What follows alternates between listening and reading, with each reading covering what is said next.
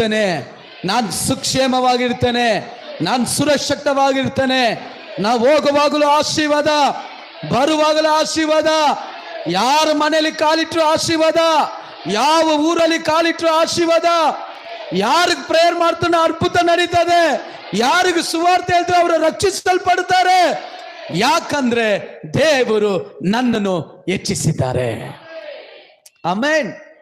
ಈ ದಾವಿದನ ಕೀರ್ತನೆಗಾರನು ಹೇಳುವಂತ ವಿಷಯ ಏನಂದ್ರೆ, ಅವನ ಜೀವಿತದ ಹಿನ್ನೆಲೆ, ಹಳೇ ದೇವರು ನಡೆಸಿ ಬಂದಿದ್ದ ಮಾರ್ಗಗಳನ್ನು ನೆನೆಸಿ ಹೇಳ್ತಾ ಇದ್ದಾನೆ.